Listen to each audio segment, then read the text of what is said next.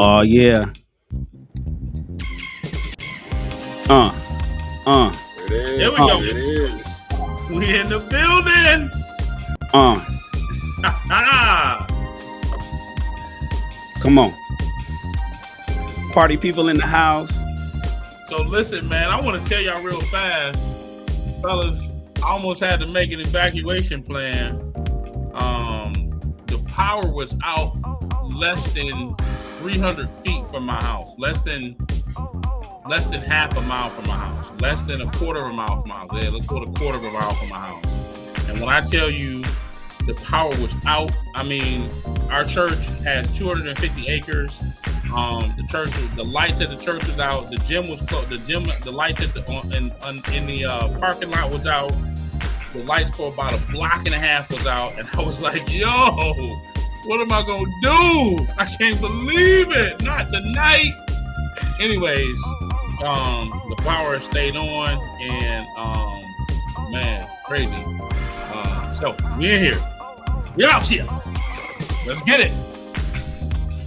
So is the power still out over there, and it just you got lucky? Man, so here's the thing. I have no clue. I have not been outside. Like I told I came home and I was like, so you know how it looks when a transformer is knocked down. Yeah, the whole it's like everything is pitch black. Yeah. it's like straight up it's like Restaurant, 18 everything. So like 1850 and shit. yeah, Wild facts. Wild West. Facts. So that's Can y'all exactly hear how me? it looked. I mean, no street lights, no nothing. Yeah, And so as I come into my complex, I'm like, okay, well the lights is on right here. So let me keep going, and then let me go to where I live at. Coming to my little area, boom, the lights is on at my neighbor's house. Okay, they got porch lights on, little called breezeway lights, everything Gucci. So what I decided what I was gonna do was if I had to pull up and go to a hotel to do the show tonight, I would have just did that, or I would have just made a phone call, which I did. I was deciding to do both. I made a phone call. And I asked, hey, can if the power's out, can I come and shoot at your home? Lightning wouldn't have been as good. I would have been glossing as good. You know what I mean? Glossing at night. Did y'all catch that dedication, y'all? Did y'all catch that dedication? I would have just went to a hotel. The show must go on. The show must go on. I would have just went to a hotel, y'all. I'd have figured it out. That's baller. That's baller talk. No, that's I got a discount code at the Marriott.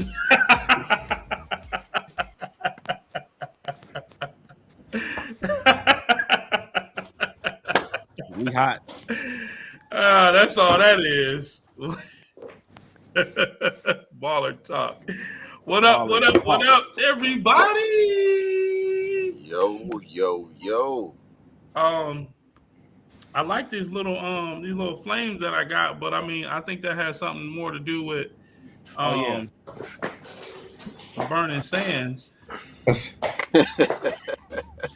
Omega Sci-Fi or somebody like that. Anyways, man, Colin, I left my top hat. Man, I gotta go get my top hat. Go get it, bro. I got to.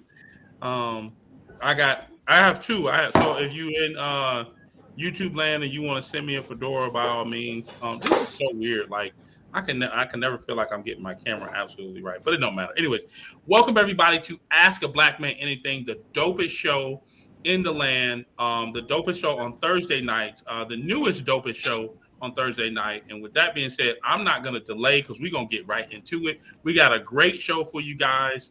And I am itching to get to our first segment. With that being said, I want the fellas to go ahead and introduce themselves. Go ahead, Mr. Psychologist, Therapist. Go ahead and pop it off, and then toss it to one of your bros. All right. So good night, good evening, wherever you are. I am Jerron, clinical therapist from Mississippi. Glad to be here. Looking forward to the discussion in the show tonight. And with that being said, I'm going to get right to it and pass it to Colin.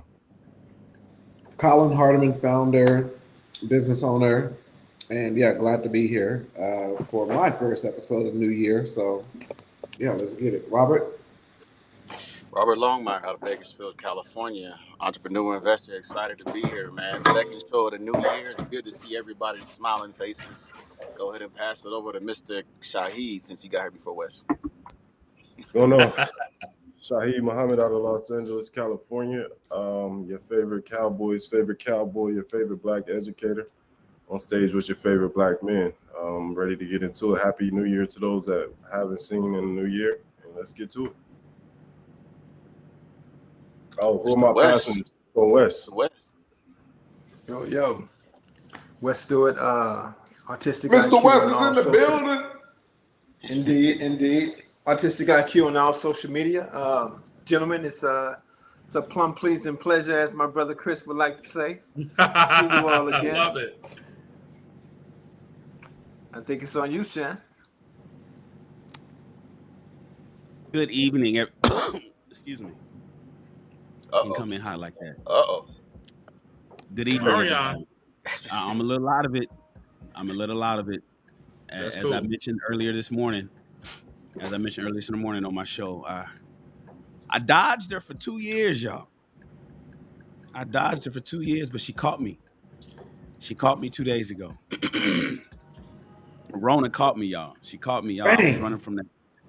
I was running from her for 2 years. She couldn't. I was outpacing her. I was busting my moves like I was back in football.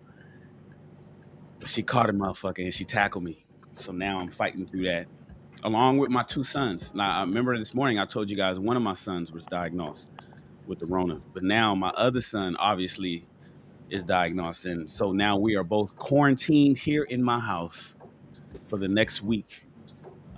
Just me and my 2 boys. And so I'm in and out of it, you guys. I'm in and out of it. Thank you for your patience. My voice is going to be kind of raspy. I'm fighting through it, but it's all good. And I don't even feel bad. It's just I'm tired. That's all it is. I'm tired and that's it, really. It's just making me really tired. I can breathe. I have no problem breathing. I can taste. I can smell. Just wolf down what do you call it? A Chipotle burrito. So, and that sucker was good. It's all good. It's just that my body is tired. It's weird. And so I feel it's almost like you could feel your white blood cells in your body having a war. They fighting like a motherfucker right now. They in there. It's like, charge. And they out there fighting and I could feel the battle in me right now. But I'm eating my vitamins and I'm doing everything to keep replenishing my soldiers so they could knock out that threat that's to my body. So I appreciate you guys. My name is Shannon. Raw ginger. Raw ginger. Make sure you eat raw ginger. And then plenty of tea also. Yeah. Okay, raw ginger and plenty. I got tea. I've been hearing that a lot. Like, Shan, stay hydrated, drink tea. I haven't heard raw ginger though. That's cool. Esther introduced me to that, and the first time you do it, it's gonna be painful because it's strong. It's gonna be hard to chew that sucker and then swallow it, but it will knock it like it's a natural. All right. It will That's like what's cleanse up. you out. It'll clear all that out. Okay. So Shan, I'll order some because I do have Amazon Fresh, and so that's how I'm getting a lot of the stuff that people are suggesting. I'm just ordering and they just delivering it to my house in 2 hours. So I'll make sure I'll order some raw ginger. I'll make sure. Ginger root. I'm sorry. So ginger root. You can just go to the grocery store and get ginger root and then just peel off the skin. He can't go to the grocery store. I can't go to the grocery store. Oh, right. He got on Marion. Got you. So Shan, you basically you're saying it feel like the Federation and the dark side fighting inside of it? Yeah. This is Empire Strikes Back happening within me. Rooting for the Federation tonight. I'm having Empire Strikes Back. Man, it's all kind of lightsabers going off inside of me right now, but it's all good. I got the Death Star on my side. That's the wrong star, baby. They're saying in the chat also, Shan. So yeah, you can put that ginger root, like just cut off a piece of it, peel off the skin. You can put it in your tea. Also. Okay, cool. So ginger root. Okay, got it, bro. I'll search for it and have it sent over. Unfortunately, I don't have a woman to take care of a brother like that. See, ladies ask, women ask, people say, what can you bring to the table? Remember, I tell everybody, don't ask women what they can bring to the table, right? They shouldn't have to bring anything to the table. But what value would a woman have in your life? That's the question that should be asked. What value are you to me in my life aside from sex? Let's remove sex out of the table. If you remove sex from the table for most relationships, you realize that a lot of people don't have anything to offer, right? But if you do remove sex from the table, what value are you to me? And so here's one of them. You know, a lot of guys go out there, we work hard, we do what we do, and then next thing you know, you get caught up, right? Your Rona didn't catch you. She jumps on your back and you knocked out. Who's there to bring you some ginger root?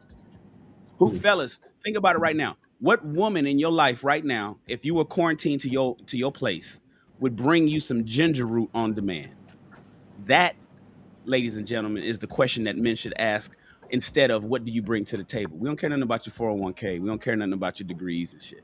I want to know, will you bring me some ginger root so you can nurse me back to health? Unfortunately, I don't got no woman to do that. I wish I did. Anyways, thank you. I appreciate you guys. I'm 49 years old, twice married, twice divorced, friends with my exes. And I do a lot of teaching on the two ships, entrepreneurship and Relationships. relationships. I got Thank you. you. Help me out. Help me out, brother. Uh, help me out, brother. And I appreciate you guys having me here tonight. I'm gonna be in and out. I'm a little loopy, so but it's gonna be a great show for everybody because we have some special guests. Chris is gonna break it all down to you. Chris, it's on you, big dog. Fantastic. I'm going to do a quick introduction of myself, and then I want to introduce the topic because I want to give deference to her and give way to her. Chris Davis out of Atlanta, Georgia, by way of Buffalo, New York. I am the author of these two amazing books. If you go to my Instagram, @Chris Davis, you can grab both of them. The link in my bio. I am also single, but we're not worried about that tonight. What I want to talk about is what I want to bring up our guest. Go ahead. And I want to introduce the executive producer of an amazing show. Also, my Spellman sister, Eggs Over Easy. Now she told me she only here for a few moments, but I'm gonna steal some minutes back because I'm gonna use my Spellhouse privilege to I'm gonna invoke my Spellhouse privilege. You know, ergo, Homecoming 2022 is gonna be off the chain. Shakita Lockley of Atlanta, who gave me my very first over 40 gift for Christmas. I just want to say thank you. It is still in use today. So thank you again. But here's the deal. I want you to talk to us a little bit, just so you all, for the audience. She is the executive producer over Eggs Over Easy. I'm not going to steal her thunder. I'm going to let her talk about it. Tell us why it's important that you decided to do this, and how did you get involved with the project? You know you gotta press. See, now you embarrassing me, Spellhouse. No, it said that the host put me on mute. I put myself on mute, and y'all put me back on mute. All right, hey everybody, hey. Thanks for having me. I am Shakita. Wait, happy Founders Day! Happy Founders Day. Oh yes, happy Founders Day to me. Go on and do your little ooh one time. That's why I had it on today. I forgot. I'm like, who is he talking about? No, you talking to me. Thank you. Yes, it's Founders Day. Yes, what's up? One time for the bros. It's so small. I need my other glasses. No. He's a noob. Oh, happy belated J5 last week. So anyway, hi everybody. And then Jerron over there is Alpha. Hey, hello. So I do have I had a request in my text messages. My management would like to know where Shahid is to make sure he gets some ginger root, but that's none of my business. Shan. So anyway, to your question. Shan, where are you from? Shan is in LA. No. LA. That's kind of far, but I did my part.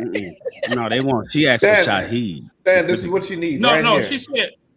Look at Shahid.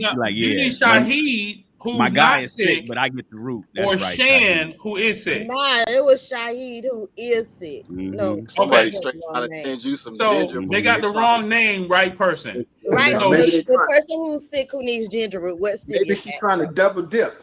I'm just a messenger. You can drop that in the comments. But anyway, thank you. Shan is not feeling well.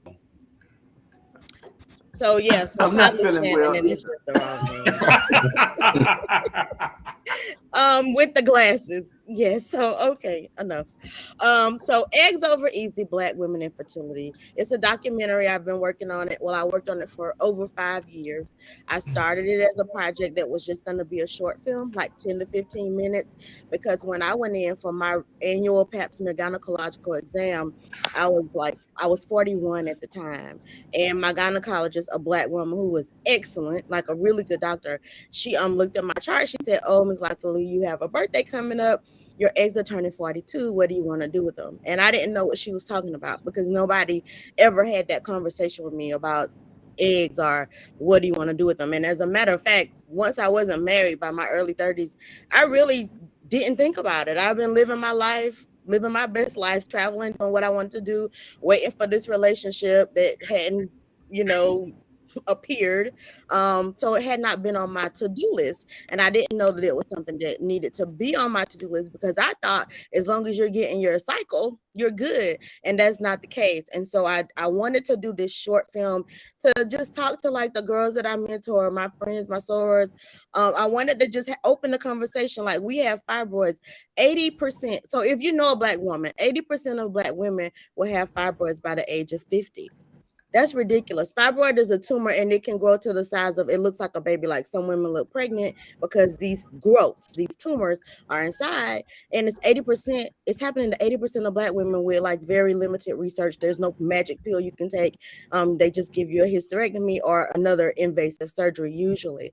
So I wanted to say, hey, when you 25, stop what you're doing just for a minute and pay attention to your body. You don't know, like if you're trying to climb the corporate ladder and you can't get your love life together, if you want children, the age that you want to freeze eggs, according to statistics, is 27 to 34. You can do it when you're older, but the best time is 27 to 34. So with men, you know, you can have kids way 60s, 70s, 80s. You can continue even though as you get older your sperm quality diminishes as well, but at least you're making it every 3 days or so. With women, the eggs you have when you're born, that's all you're going to get. So my goal with when I started the documentary was just to start the conversation. You might meet the love of your life and you're 42, and then what? You're going to have many times, not always, because you can still get pregnant naturally into your 40s. I know people who've had surprise babies during COVID. So it does still happen. And they refer to those women as Sex in the City moms, like you think that you're out here living your best life and that you're like in menopause and you're actually not. You're pregnant. That's why you're missing your periods. So it does happen, but for most people, statistically, for most women, the older you get, the fewer eggs you have. That's just the natural order of how we're living. So I wanted to do the documentary to tell these girls, all these Spelman women, everybody I know, tell your kids, tell your nieces, your mentees, when you're that age range. So if the range to freeze your best eggs is 27 to 34, and it's $10,000 to $20,000 that most insurance doesn't cover, when you're 25, maybe instead of or in addition to like living your best life around the world, save some of that travel money. Put it aside, save your eggs so that when you do decide, if you decide, because you don't have to decide to have children. There are plenty of women who are child free by choice. I'm child free, so this isn't for everybody. But if you think you want to have children, you might meet that person and you're outside of your peak years for fertility. So if you can do something about it before then, at least think about it, have the knowledge so you can make better decisions. You can do what you want, but at least have the knowledge so that when you're going into doctors, you're asking the right questions. So when you find your partner, this isn't like an all out of the blue, this man want to have 3 kids and you're sitting there with 3 eggs. Nobody wants to wake up in that situation. So that was why I did the film. Wow. So here's the thing I don't want to ask. I mean, granted, Spelman, right? So we know the upper echelon that you come from. But how did you get so many women to be bold enough or courageous enough, right, to come and talk about that in such a vulnerable way? So most of the people in this film, I knew them. They're in my phone. So when I say I started doing this and it was going to be 10 to 15 minutes, a short film, I could pay for it out of pocket. It was going to be like maybe $15,000. And I was like, I could figure out how to pay for it. everyone I talked to would say, "Oh, you know my cousin such and such. Oh, you know our friend so and so. Or you know our sister from Clark, Atlanta, across the street, had this, had PCOS, or had fibroids, or had endometriosis, or she and her husband used a surrogate." So the conversation just kept growing, and these are people in my phone. I know these people. The thing that happens in our community is we just don't really talk about things. Like, you might know if somebody has a miscarriage, but you don't know the details of what, like, because they go back to work in 3 days because insurance doesn't cover it. Even though you just lost a human being from your body, insurance doesn't cover it if the baby doesn't breathe, most insurance. So it's not considered a live birth. So you don't get those 6 weeks off. You have to go back to work. So we know that this stuff is happening on the surface level, but we don't really know. So I knew some things were happening with some of my friends. Like, one friend, I took her, she's on my management team, but I took her to have her fibroid surgery, which we talked about as just like, oh, it's a feminine procedure. I didn't even know it was a myomectomy. It's not just a feminine procedure. A myomectomy is a C-section, which I think most people know what that is. They cut you open and take the baby out. But with the open myomectomy, they cut you open and they take out the fibroid tumors instead of a baby. It's the exact same surgery. It requires a minimum of 6 weeks recovery. So I knew this stuff was happening, and that's how I kind of got them to be comfortable enough to talk to me about it. And all the women who are in there, they want somebody to learn from their story. Like, Wow. your story should be someone said this last night on an Instagram live I was watching when they were talking about the film. Nichelle Poston from Resolve, which every man on here should know, especially if you end up with a woman or a couple, you are a couple who need fertility treatment. Know about Resolve, because they can help you. They kind of help with the laws and trying to get insurance. But anyway, Nichelle Poston said, "My story is somebody else's survival guide." Wow. And that's why the women are in this film, because it's painful to keep talking about your story, especially if you had significant loss or if you wanted kids and weren't able to have them. That's not something you want to talk about every day. But if you know the end goal is that your story is somebody else's survival guide, it kind of helps and not be so hard to have the conversation. Wow. So here's the thing. Being that we've been to this great institution, I went to school with Rudy, who most people affectionately know as Keisha Knight Pulliam. Pulliam. We were Keisha Pulliam, Knight right? Pulliam, not Rudy, but My yes. bad. I know she hated it the first time I met her. Don't call me that. I'm like, you know what? You still Rudy in my mind, right? Because that's not her name. Can you imagine living your whole life and people don't want to address you by your name because they think you're Facts. character? Facts. I mean, I it's get all that. good now, but when you're 18 and 19 starting your life in college, child, y'all better call me Shaquita. Exactly. And the great thing is I saw a lot of people post Tia McCullers is a great friend of mine, an author. I love Tia. Robin May from Clark, Atlanta. Love her very much. And her husband, Lee May. I love Tia's husband, Wayne, as well. We are very good friends. I'm friends with both the Mays. I saw a lot of people posting, even doctors like Dr. Bell. First name is, oh God, she gonna kill me if I got it. I don't know. I do know the other ones offhand, like immediately, but I don't know this one. So here's my follow-up question to that. How do you feel? I had it written down. Yeah, here it is. How do you feel about women who've lived their best life instead of concentrating on a family and being a wife? So I don't think it's an either or. I don't think it's an instead of. So for me, I was living my best life and concentrating on trying to have a relationship. And the relationship never happened. And what I would have liked, and most of the women I know, we're all out here trying to find love. Okay. So it's never I'm only going to concentrate on my career. And when I'm 50, I will focus on love. It's not that. It's just hard to have a compatible relationship that actually works, and one that works and lasts long enough to have children. So I don't think it's either or. I think it's both. And so for me, it would have helped if I had known like what I should be asking my doctor, because my doctor is great. I still want to know, why did you ask me this at 41 instead of 31? Because I've been going to this doctor. I have been going to her for that long. And it's because the system does not, like, they don't teach it in med school. So they don't know, maybe I should be asking her at 31 if there's something that she would like to do with her fertility. And I think if we reframe it, if we reframe reproductive health, and add that as like it's a must, like it's a check off the box when they say, do you want your HIV test, do you want your HPV test? Like they ask you all these questions, they take all this blood, and just to say a simple AMH, which is your anti-malarial hormone, it tells you how many eggs you have in your reserve, not the exact count, that's another test, but this tells you like if you have some eggs, if your reserve is low, or if it's high and viable. And that is a test. It's the same blood test that they're taking blood to see if you diabetic. Like they do all this stuff on your annual exam.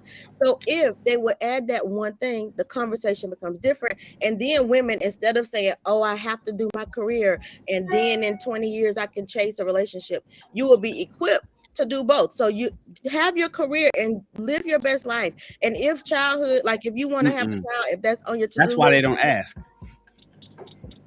So if you want to, I'm sorry, go ahead.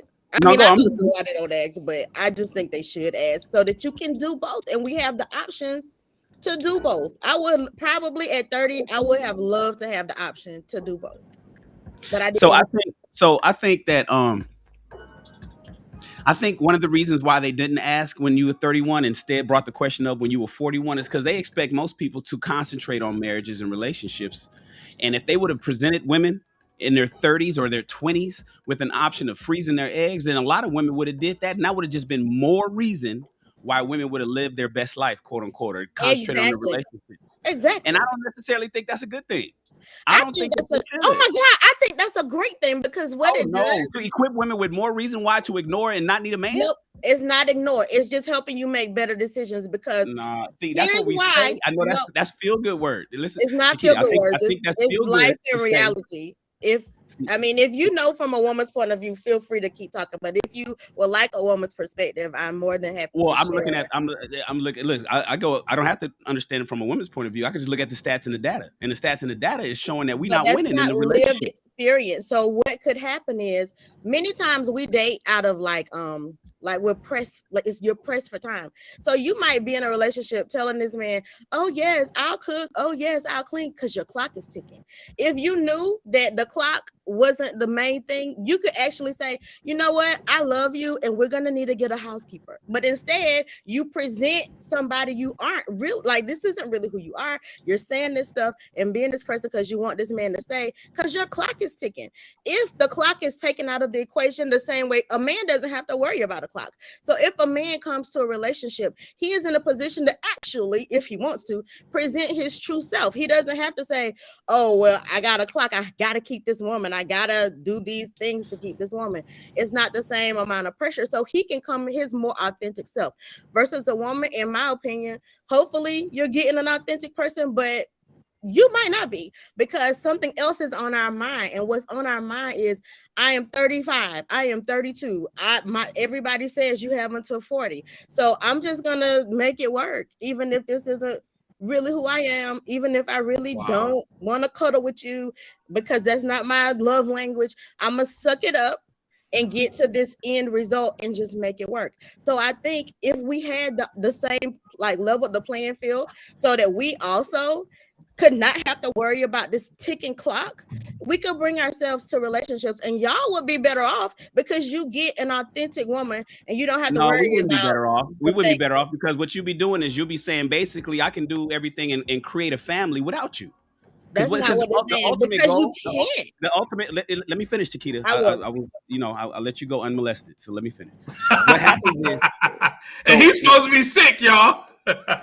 His voice cleared up and everything, right? Real fast. Look, he got that ginger root that just came through. No, listen. I'm just saying, what happens is if you give a woman, and see, and the reality is the doctors don't offer that, and there has to be a reason why. And I'm just speculating, of course, but I would imagine that the reason why they don't offer that is because it would be weaponized. It would literally be weaponized. And so what happened is women would say, oh, and it's already, that's already a question I would want to ask the brothers, is how do you feel about a woman having children and having these options and don't even need you? Remember, I told you guys there's 4 reasons why a man is on the planet, right? Protection, provision, problem solving, and procreation.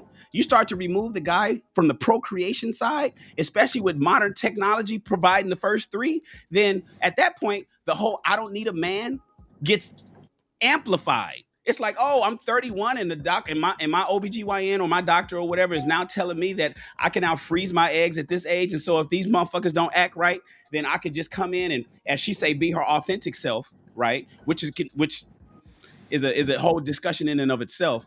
Now I don't really need them, and I can imagine it would be an explosion of women who would use that to just simply have a family on their own and not need a man at all.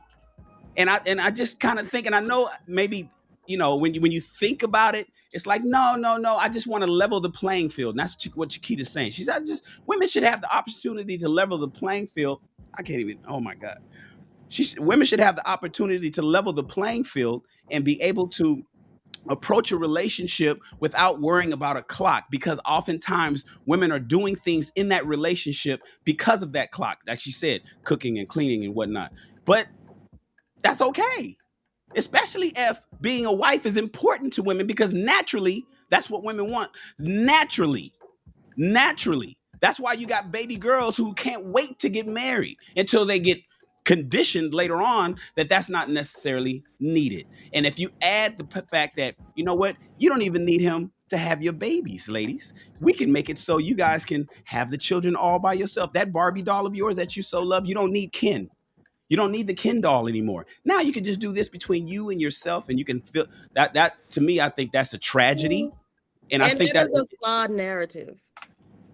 But I mean, I can't. It's not my responsibility to try to change your life tonight. Mm-hmm. I can say, speaking as a woman, many of us would love to have had the relationship, but because the relationship doesn't work out, the timing didn't work, or you meet somebody after your prime years for having a child, should the opportunity to mother be taken away? No. Now you can keep your narrative and spin it however you need to sleep at night, but I just think that's a false narrative. So Shakita, let me ask you a question? Oh, Shakita, I'm sorry. It's okay. How do you, and I haven't really been like, how you doing? I'm Shahid. He's not sick, by the way. Yeah. You're getting some ginger though. That ginger on the way. Okay, ginger's on the way now. Go ahead. I'm sorry. Do we take into consideration the father of these children, or how does that go? How does that happen? Yes. Well, so yesterday, one of the Instagrams that I was on, it was very interesting. So, I'll start with I'll answer generally, and then I'll give an example. So you always take into not always, I don't like to speak in absolutes, but most times you take into consideration the father. So let's just say you end up with a man who, he may or may not have kids, but he wants to have them with you. It's often stressful. Like if you want to give this man a child and he wants a child and your body does not work and you cannot give this man a child, that's a burden. Women cry about it. We talked about it in the film. It's a very real burden. And now a man is like, well, he doesn't want to make the woman feel bad, his wife or whomever feel bad. This is not her fault that her body isn't working the way that we all would hope that it would. But it doesn't change the fact that the male part, the partner, the husband, is that's the other 50%. So even in that false narrative, like, oh, you don't need a man, you do. And part of it is the stress of you can't give, if you're in a relationship, you can't give a man this child. So that's part of it. The other thing that I would like to bring to light is with infertility, or since that's the discussion, it's 33% women, 33 women factor infertility, 33% male factor, and then 33% couples where they don't know why the egg and sperm there's nothing wrong with the egg, there's nothing wrong with the sperm, it's just not connecting. So they don't know why. So when we say, what about men? You're in this 50% because you could be the issue with male factor infertility. So where I was going with it is with one of the women who was on the Instagram live yesterday, her husband actually suffered, and she's written a book. It's called Semen Secrets. And so for 2 years they tested her and could not figure out why she couldn't, have this child. And it ended up, they never thought to test him. And once they tested him, it was male factor infertility. And had they like frozen eggs and tried earlier and even had his sperm, it might have been a different story. But it just wasn't what happened. So to ask, are men a part of the equation? Absolutely. You're on mute. That wasn't my question. My question was, are we considering the fathers of these children? Meaning that when you, like I heard you say, should we take away these women their ability to be mothers? Mm-hmm. You know what I mean? When I think of bringing a child into the world, I think of giving a child both parents. So say a woman is freezing her eggs for the opportunity of her being a mother down the line. Is a father even a thought? Is what I'm asking. Or is it just, I want to be a mom, so let me do this and bring this child into the world? I'm not asking about what the other side is. Well, I think that's on the individual woman, because first of all, you have some women who are queer, so no, a father is never going to be a part of that discussion, because that's not their sexuality. So that's number one. You have some women who are straight and they want to have a child, that's been a part of what they wanted for whatever reasons. They would hope to have these eggs so that when they have a relationship down the road, they can have children. But if the relationship never comes, which is someone who we did interview in the documentary, if the relationship doesn't come and you still feel called to mother, they're going to have this child. So in that, if you're asking, should women be punished because they never are in a relationship? So if you don't end up in a relationship with a man, you can't mother, then I'm going to say every time that that's the woman's choice. I'm saying. Me, I've worked in early education, early childhood, my entire adult life. And I see the effects of all of this. So like it's not natural for a child to, circumstances happen, and you have all type of circumstances that cause a child to come into this world without both parents. That's not natural. That's not the best case scenario. What I'm saying is, and I don't tell a woman to do, that's none of my business what a woman chooses to do with her body. But I do know that it is advantageous for a human child to come into the world with being parented with each the fatherly role and the motherly role. So what I'm hearing is there's potential now to introduce children into the world absent of that fatherly role, versus where today that's not the greatest introduction to the world. You get what I'm saying? Well, real quick, Shaheed, let me give a shout out to the people that hit us with a super chat. Randy, she says, be well, Shannon. Thank you, love. I appreciate you for supporting us and hitting us with the $5 super chat. You did not have to do that, but you did it anyway. And then my girl TJ Randolph is in the house. She hit me with a $5 super chat. She said, shout out, bro. And then she turned around and hit us with another $5 super chat. And she's giving a shout out to Chiquita. She said, happy Founders Day, Sword. That's what's up. Yeah, TJ, she's a Delta as well. Hey, shout out TJ, thank you. Shout out to the ladies of the Crimson and Cream. That's what's up. And let me scroll and see if we have any other. I don't think we have any other ones. Okay, cool. And a fatherly role can be uncles, godfathers, grandfathers. So I would never say. I mean, if that helps. I'm not saying. Well, Shaheed, I found a report, because I'm looking over here at the report. And it said just over a third, at 36%, of women that got their eggs frozen had originally frozen their eggs for social reasons, right? Which is due to examples of concern with reproductive aging, right? Because they're worried about getting older. But the other 64% had froze their eggs for a range of clinical reasons, and all of them there was no sperm sample available on the day that their eggs were collected. So yeah, because if you freeze your eggs, the majority of them egg versus embryo. Yeah. Yeah. So no, there's no to answer your question in simple terms, no, there's no men. By and large, there's no men that's considered. Egg freezing is different from embryo freezing. Egg freezing is literally just the egg. Embryo freezing is the egg and the sperm. So what happens in IVF, if you don't have a partner, if you have a partner, you use your partner's sperm, or a husband, you use your husband's sperm. And if you don't, that's when we get like sperm donors. So that's where the sample comes in, and that becomes the embryo. So those are two different procedures that we're talking about. Egg freezing, there is no sperm in egg freezing. They go into a woman's body and extract eggs. There's no sperm there. Yeah, I'm not even talking about the biology, the genetics. Yeah, I didn't think you were, but just talking simply You know, I would consider having a father in the picture. Not even, it doesn't necessarily, like, for example, even if let's just reverse it. You know what I mean? I could go shoot my sperm, donate my sperm somewhere. They can, you know, incubate it, whatever, and bring me back a child. I would not go into that process without saying, I gotta find a woman that will agree to play the motherly role for this child.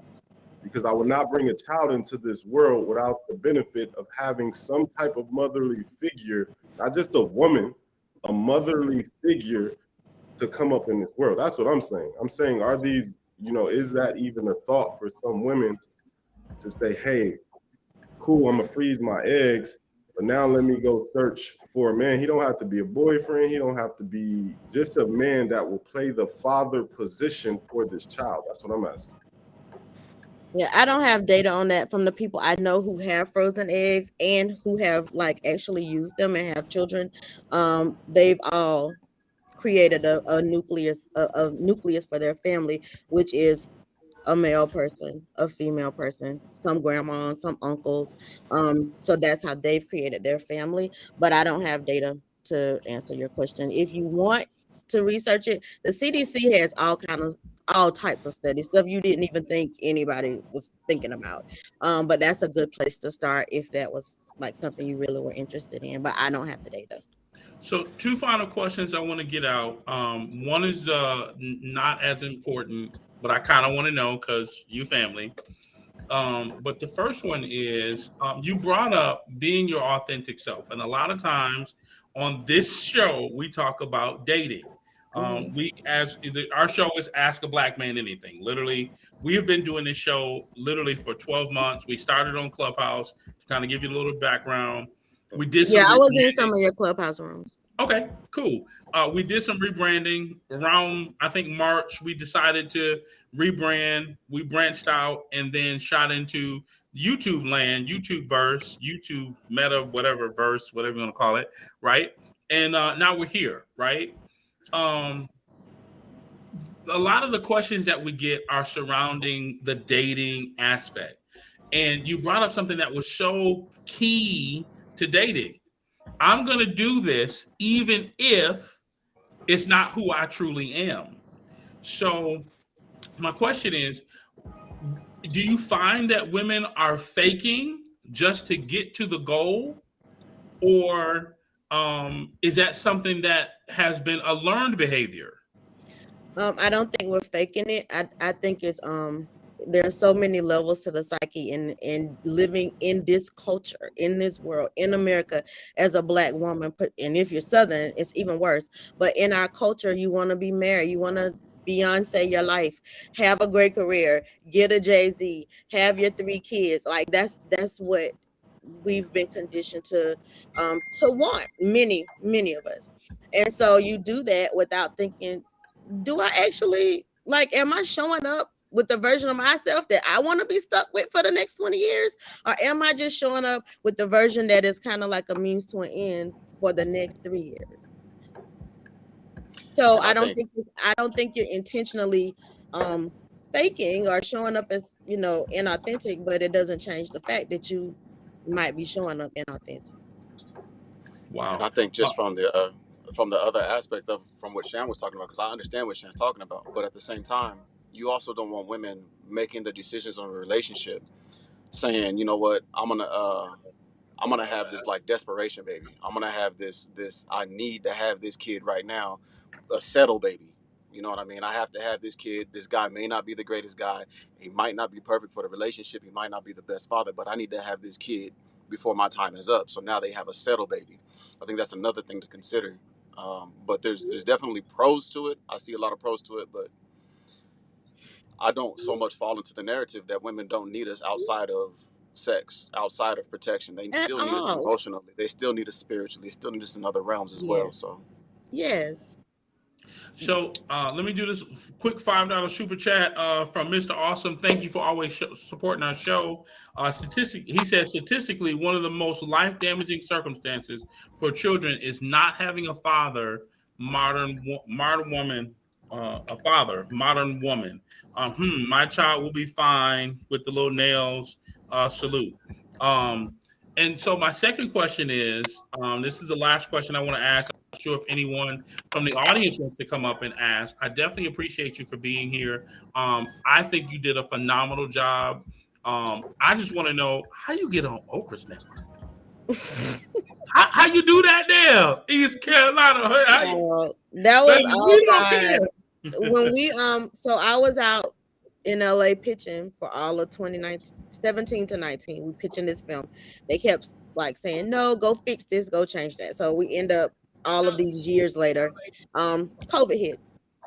And we're stuck at home. And once I was stuck at home, we took the conversation to Facebook.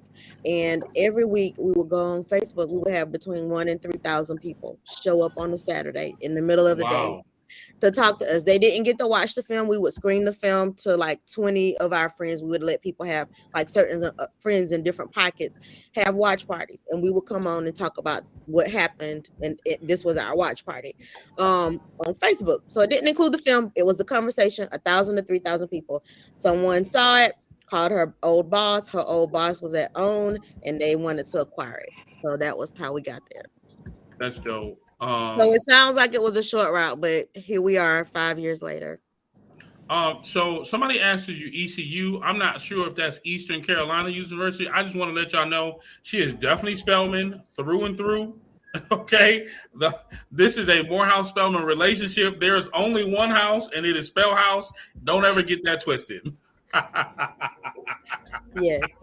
If that's what ECU is, just type that in the chat. Let me know if no baby. Mm-mm.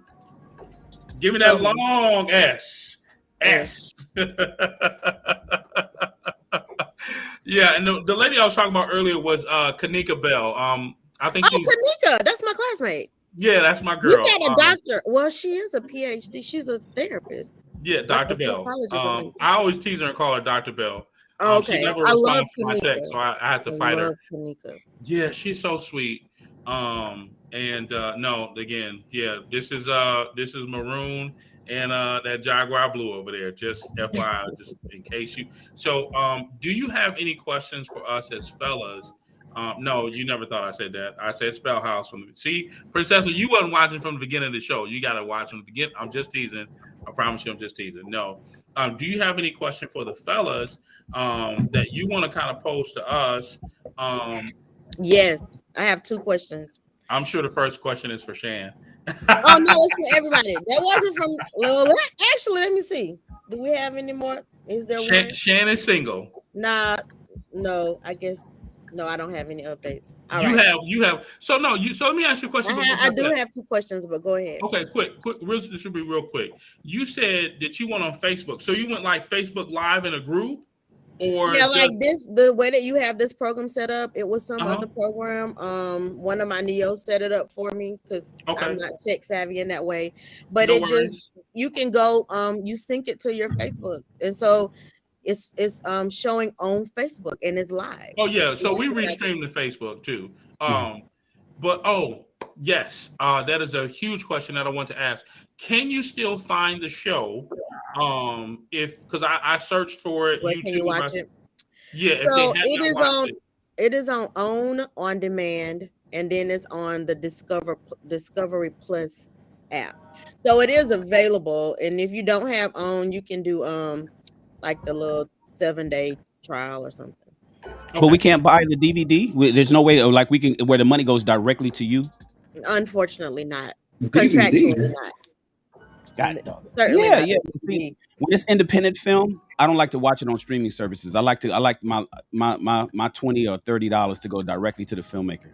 That's just me because I'm a filmmaker. So, you guys know. Yeah, you should get into Quelly because Quelly is amazing, and that's what they do. I love Quelly. It's owned by a Black woman, and she allows people Black. Well, I think it's people of color, but if you have content, you could put it there, and then as a viewer, I can go and just pay it, and it goes directly to the filmmaker. Yeah. Okay. All right. Also, shout out to my one of your other Sora Pia Days. She's out in California. I love her. I love Pia. That's my little number. That's my girl. So 2 questions that you wanted to ask the fellows. Go for it. So the first, would you ever consider being a sperm donor? Because sperm is low for black sperm is low. Well, high quality black sperm is low. So that's my question. I wouldn't at all. No. It's a 2-part question. Would you, and why not, or why would you? So if you won't, Shaheed, why not? I think Shaheed already gave his answer. Well, let him give it again. I mean, you could still.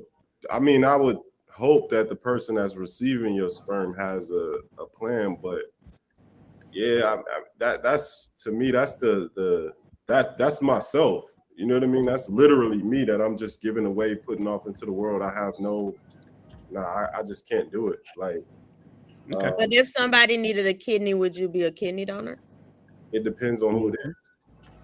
It just depends on who it is. Like, why'd you ask that? That's not the same thing. Yeah, it's not even because it's part of your body. So with black people it's not just sperm. Not the same thing. One reproduces life. One is simply a body function. Well, I'm saying in terms of it being cellular, it is your cells, and as black people, we're not really organ donors either. So that's why I was asking. I was just wondering. Not to compare to say that it's the same thing. I was just wondering because generally, we're not donors. We don't do bone marrow. We don't do any of that. Our numbers are low. That's all. I just don't think, me personally, I believe in just the plan, whatever plan, whoever plan you want to call it, God's plan or whatever. But, and I submit to that. So for me, that's what I'm working. I don't believe that it's meant for that. I mean, technology is cool, advancements are cool, but I just can't just have my, you know what I mean? I can't imagine a world where I'm at the grocery store and this young man bagging my groceries could potentially be my child and I have no clue about it. Like, that's crazy to me. So is there anybody on here who would consider being a sperm donor? Mine comes with an asterisk, and it's kind of along the lines of what Shaheed was saying. For me, it would be more so the situation where a couple came to me and said, "You know what, we can't conceive. We would like for you to be, a sperm donor," which would be, to me, it's a weird question to somebody to come up to me and ask. Honestly, I don't know how I would initially react when I hear that question, or if I ever heard it. But that would be something where I know that I'm not producing a seed out there that's going to grow up without a father to help take care, without both parents being there. I would much rather have a situation like that. Robert, you said a couple came and asked you, but let's say a woman. No, I also put man in there. I also put I can't imagine a child growing up without a father in there. So is that your slick way of saying a woman couldn't come to me, but a couple might be able to? I mean a couple as in a male and as in a traditional couple.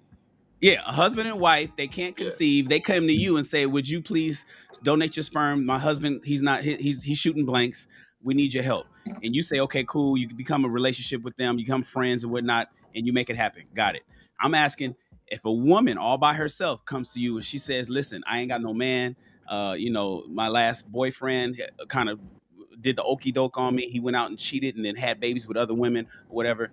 But Robert, I like you. I like how you roll. I like you have great DNA, and I want you, Robert, to donate your sperm to me so I can have a kid. I'm gonna raise it all by myself, but I'm strong. I got a good job. Blah blah blah.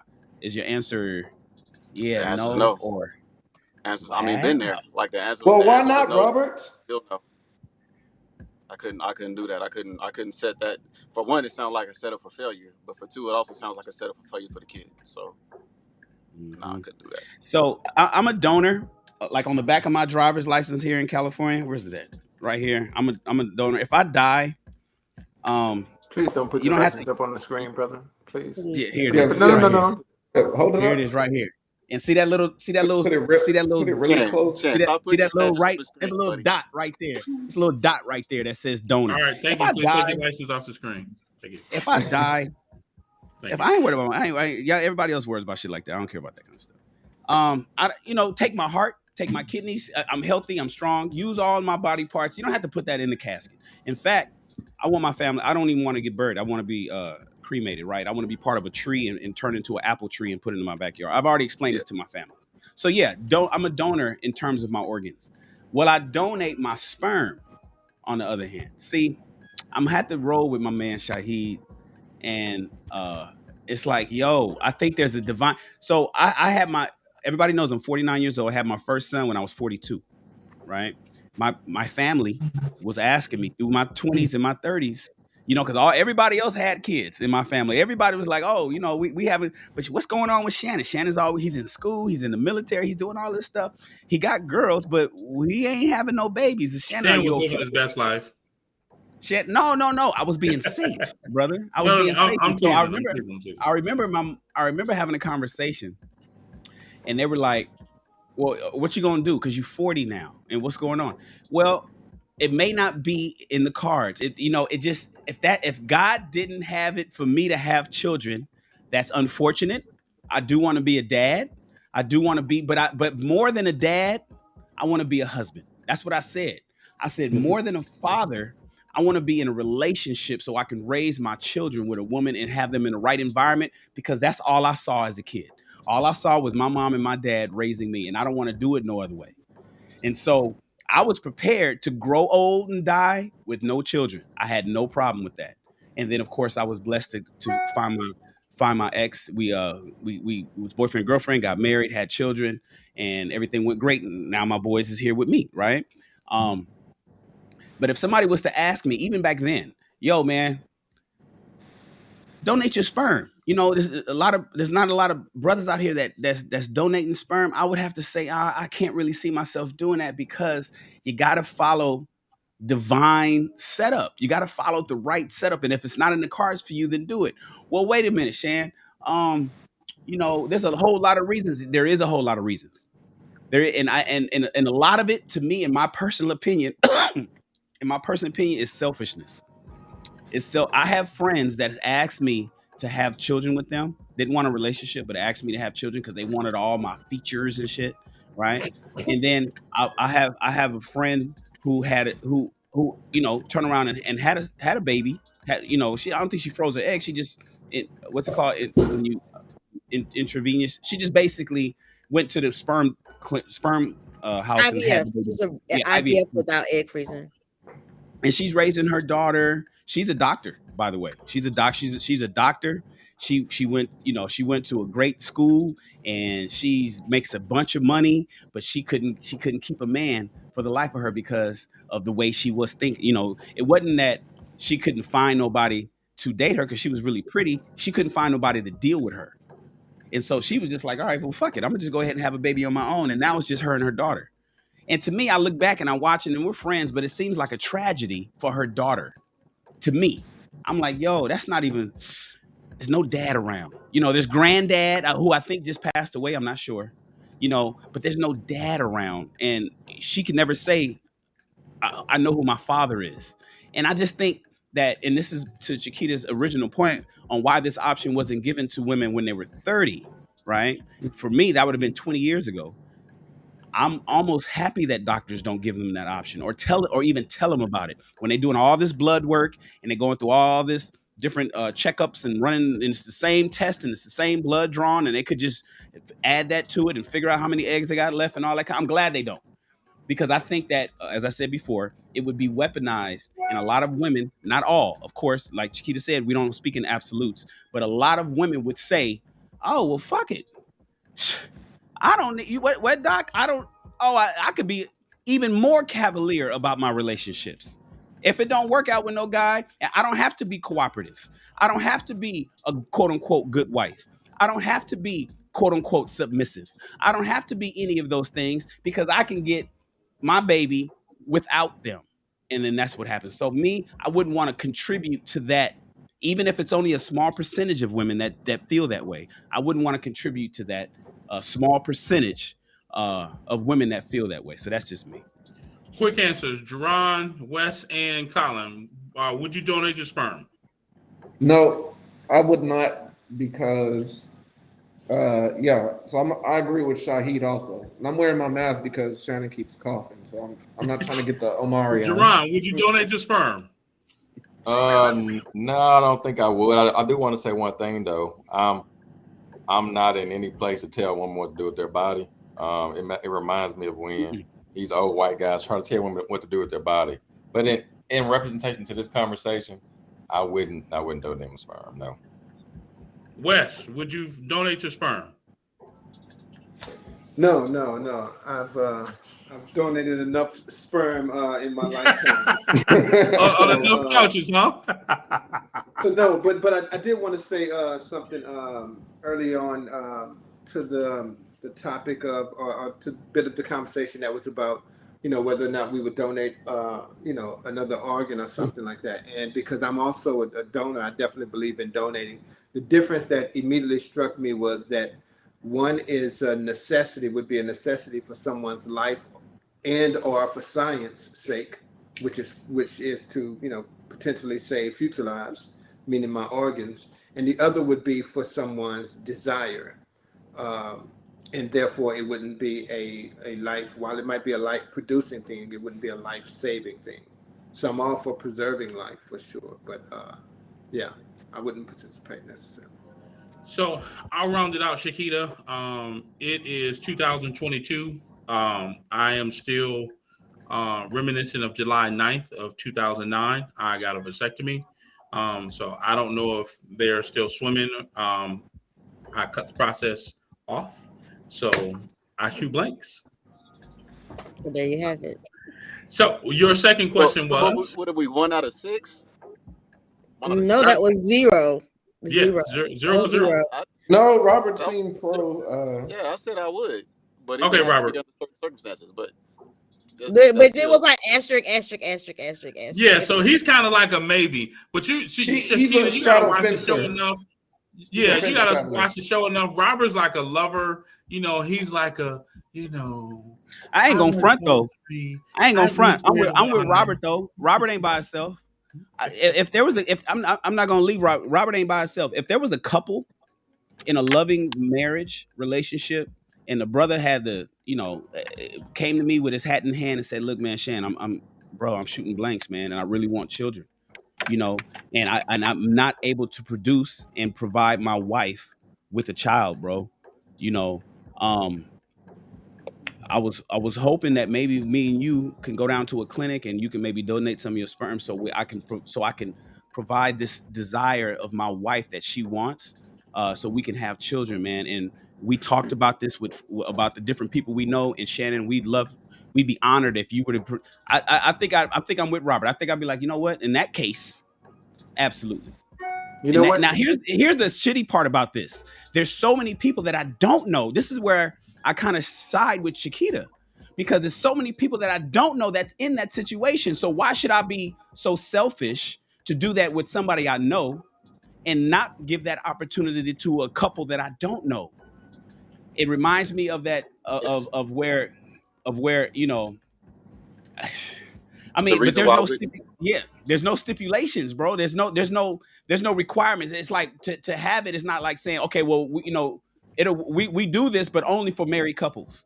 It's open to so many. And I believe in my heart of hearts that there's going to be a situation where, while there are a few couples out there that need a Shannon that I don't know, right? There's far too many selfish women out there who will want that, as opposed to being what I think they should be in a relationship. So I'm with Robert on that. He's not that's alone. The reason why I wouldn't go with just donating, because I know there's couples out there in that situation that I just don't know.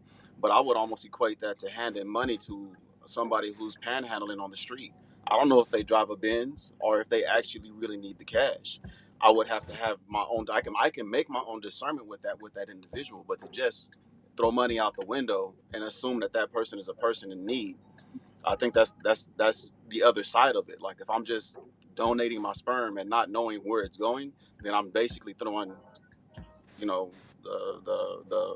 equivalent of just throwing it out there, and wherever it goes, it goes. Like, there's no responsibility. So another perspective Shakita, on top of that. Quick, wait, Chris, can I talk?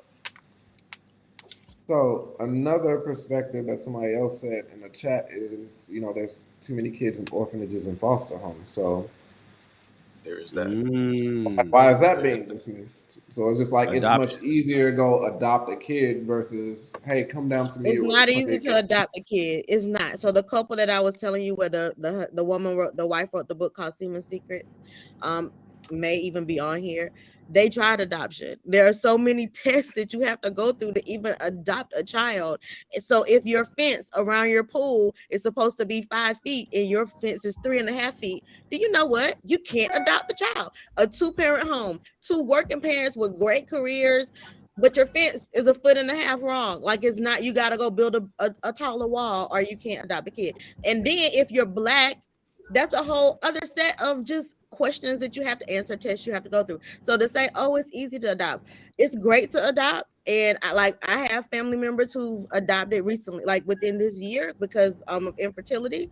So it's great to adopt, but you can't just say, oh, it's so easy, just go get a child. Nobody is just handing out children. It's all of it is work, all of it is expensive. Adoption is $10,000 minimum, and that's if you don't get a child out of foster care. If you get a child from foster care, you still have to go through the years of, can their original birth family come back? And now you got to go to court. Can you take off work to go to court every time this child's mother or father it comes up to possibly get the child back? So none of it is easy. It's far too nuanced to even go into, because I'm way over time, as it's 11:18. Yes. So we can't even delve into that conversation. But yes, adopt. We talk about that in the film. Adopt or get your cousins' kids. In our communities, we don't like always formally adopt, because many times it's your niece or your nephew, and we end up raising the kids in the family or the kids in the community. So we don't always formally adopt, but your cousin lived with you your whole life and calls your mama. So I think we are doing those things. None of it is easy, and that's the point. Like, if we keep talking about it, maybe it will become easier. Hopefully it will become easier. But anyway, my second question was, have any of you been in relationships where infertility was an issue? Because I think you would like have a softer heart towards it if you actually had experienced it, but I don't want to make assumptions. So has anybody on here tonight actually been in relationships where fertility was an issue, like your sperm wasn't working or her eggs weren't working, or as a couple together your egg and sperm didn't work?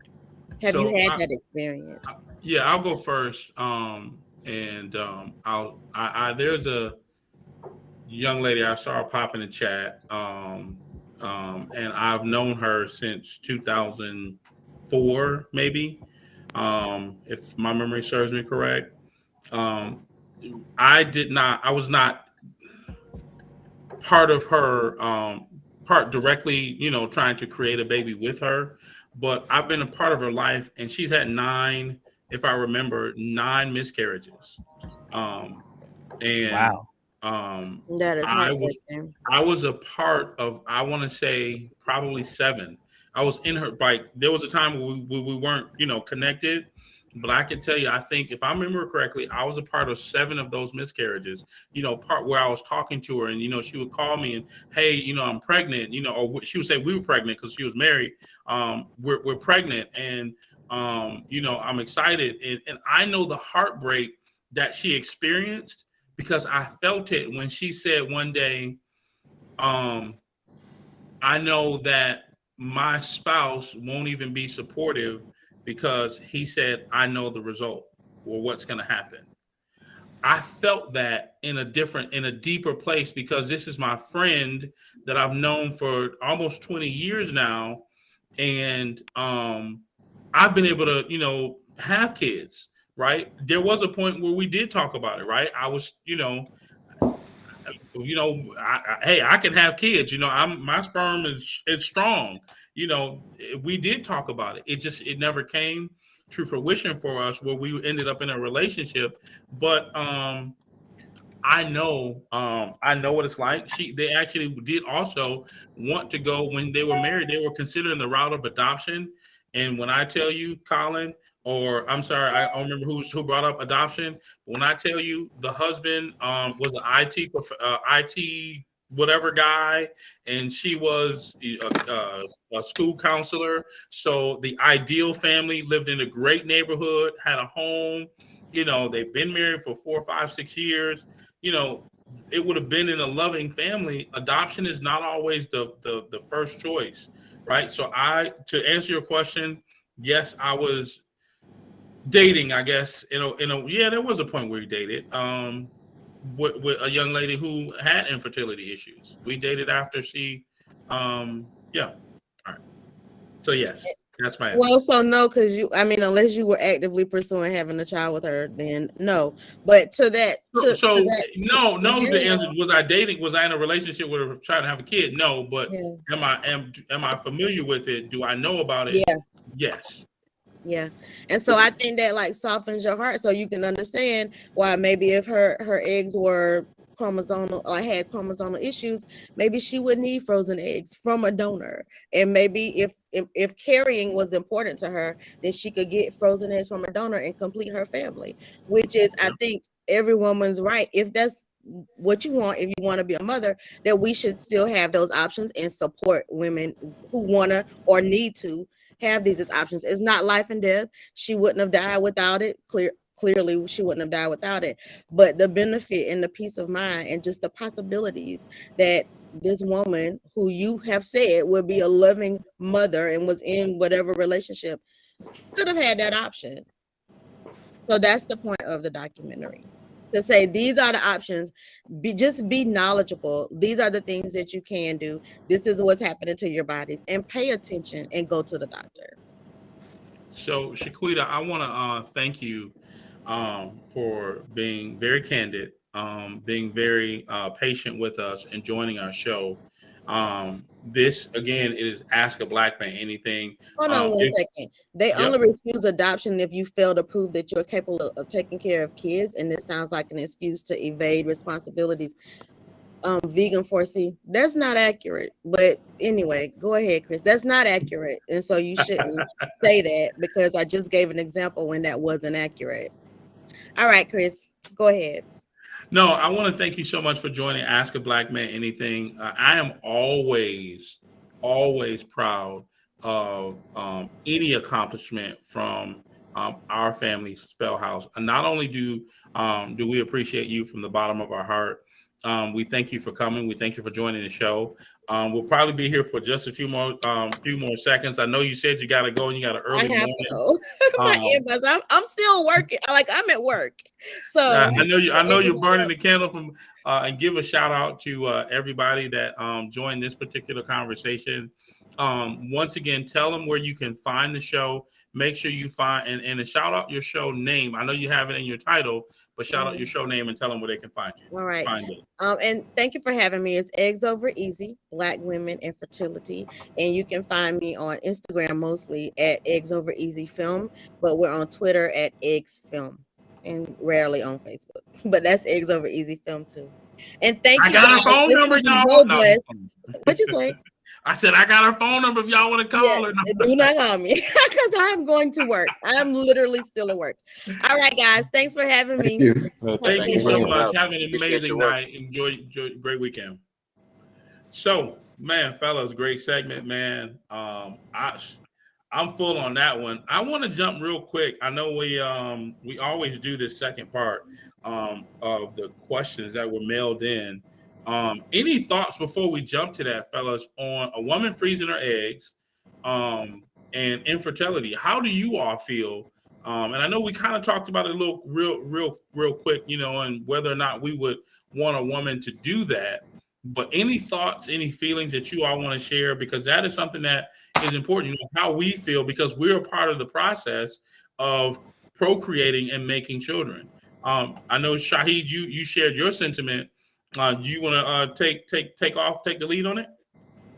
I mean, I respect a woman's right to do whatever she wants to do with her body, and it's her life. But I don't even see a world where I would even cross. Well, I could see a world where I would cross paths with these women, but I mean, in my opinion, it's just too many women out there for me to I'm not. I don't know. It's just I've never ran across those women. Much power to them, much respect to them, but it's just not my thing. You know what I mean?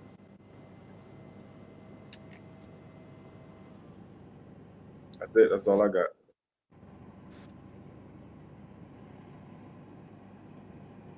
Any other fellow want to chime in? Mr. Love Doctor down there? I mean, shoot, I said, it's pretty much the same thing that I said earlier. Yeah. I actually know a couple people who've considered freezing their eggs. And, I don't have any ill thoughts towards the people who want to do that. I'm more so concerned whether the child will grow up with both parents versus, if it's going to be a single mother situation or whether they're just, doing it. Like, I don't believe most scenarios will be like Shan was saying, where it's just, I'm being ultra selfish and I don't care if I have a man or not. I think most women, even the so-called modern women, care if they have a man in the relationship.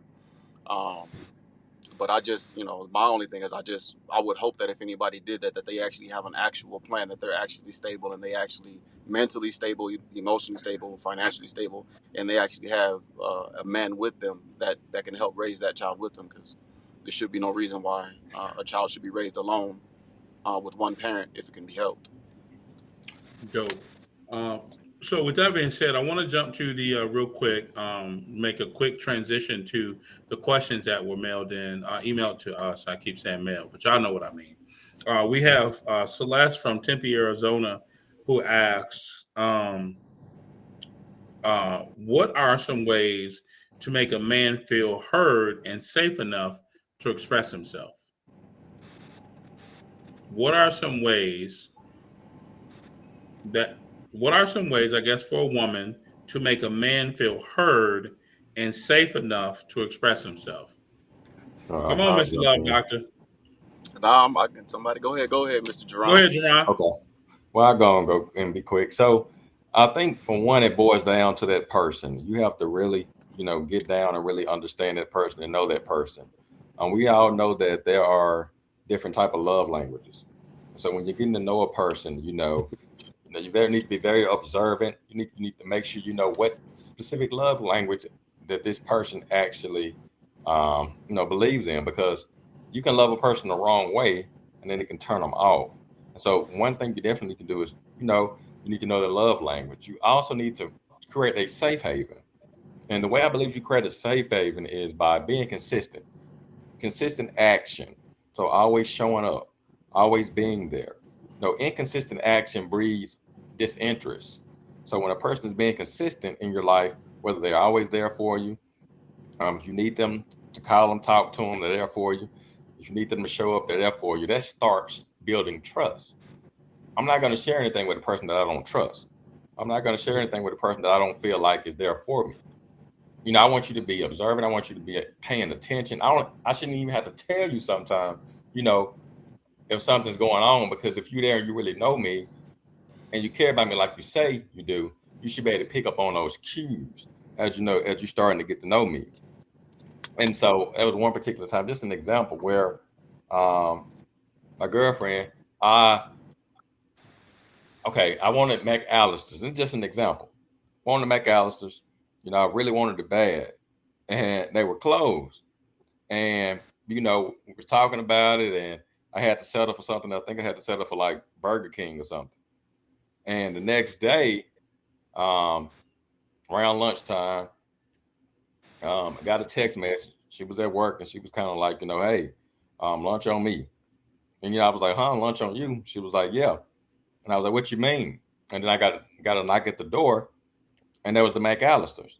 And so simple stuff like that, doing things like that, and people doing stuff like that, it shows me that, hey, you care about me, you believe in me, you feel safe around me. So doing things like that for me allows me to believe that, hey, I can share stuff with this person.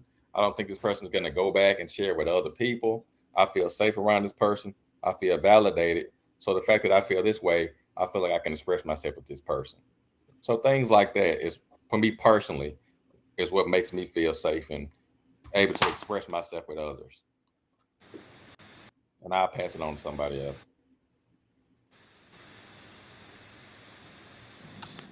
I feel like Jerron hit a lot of it on the nose.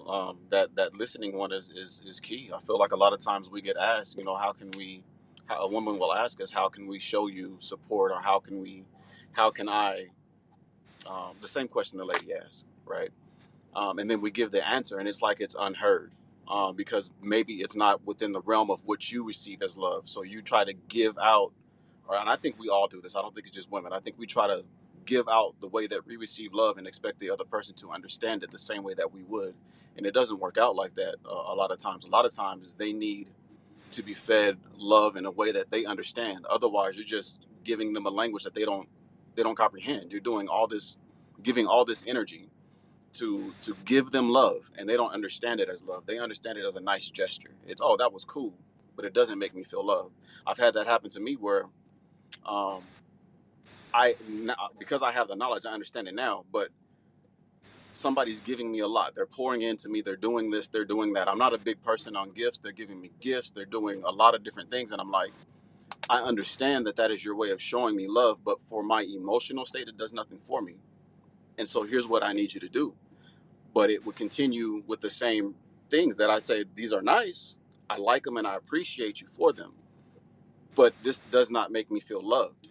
I understand you're trying to show me love, but it doesn't make me feel loved. Where somebody else can come along and do what it is that's within my wheelhouse, what I understand as love, and I'm more receptive to it. You know what I mean? So I think if that made sense, I think that's where a lot of it, that's where it's at, is being able to listen and understand, and then act accordingly to what you've been told works for them.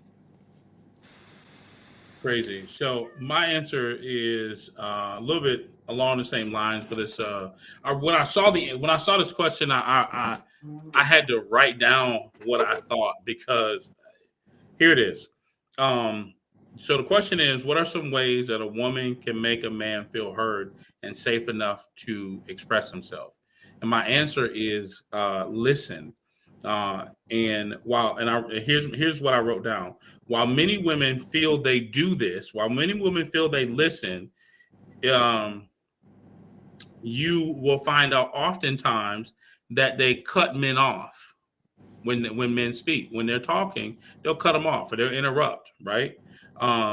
Or some women will misinterpret what that same man is saying based on what the woman heard versus what he actually said. I'm going to say that again. Some women will misinterpret what that man said based on what they heard, what they felt they heard, versus what he actually said. Neither of those is listening.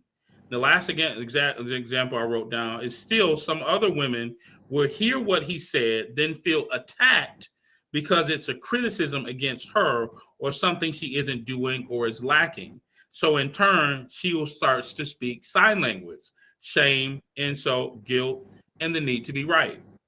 Listening is a skill, not just to hear, but to understand. Reversing these things and not doing any of them is the beginning of feeling heard. Bonus, men are also emotional beings.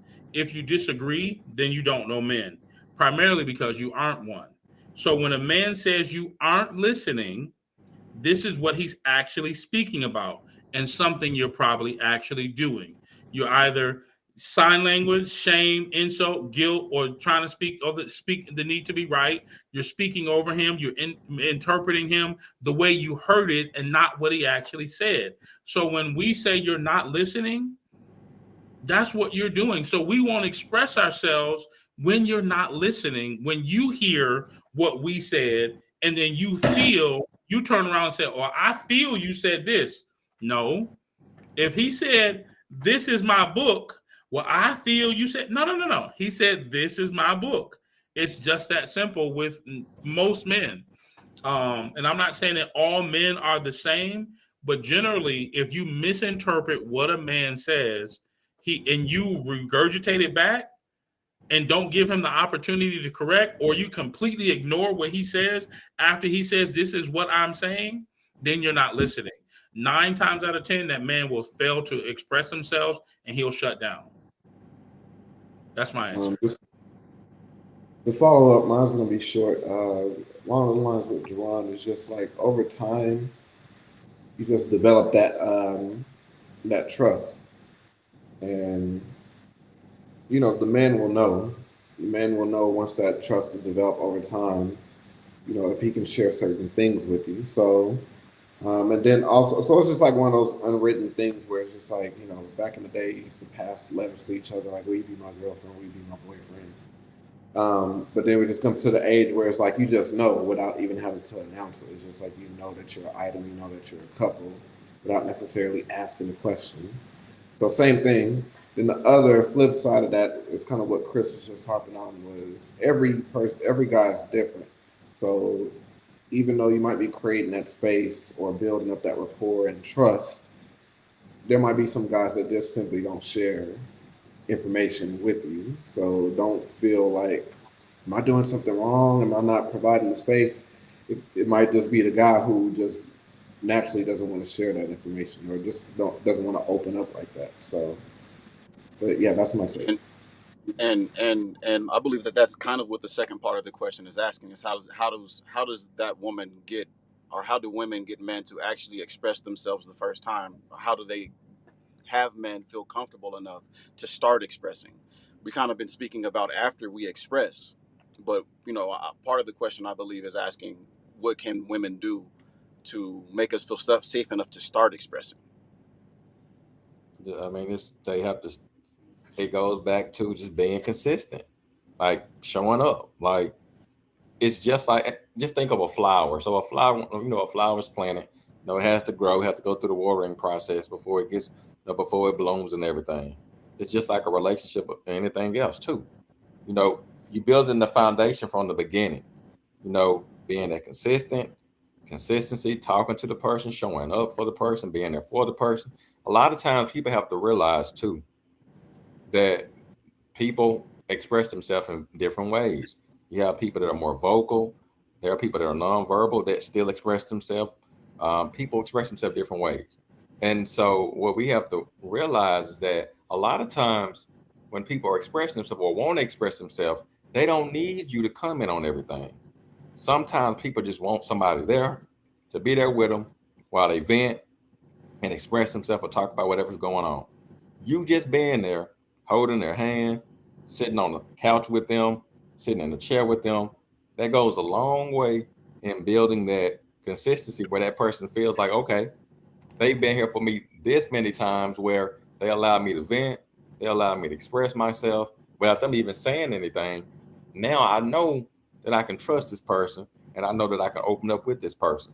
So creating that safe haven goes a long way because I'm gonna be honest, there are women out here that you can't trust, that you do not feel safe around them. Whether for whatever reason, maybe they're inconsistent, maybe they've showed you to not be trustworthy, but there are women out here that are consistent of showing up. And if you continue to show up there for me and allow me to vent, you don't even have to say anything. Your presence is enough. I'm eventually get to the point where I feel like, hey, they've been through all these situations and all this stuff I've gone through. I feel like I can express myself and open up. But the biggest key is not pressuring anybody and letting that stuff happen organically. Joe, anybody else? I had a quick thought. Yeah, if you don't mind. Thinking about it, this is what I think is.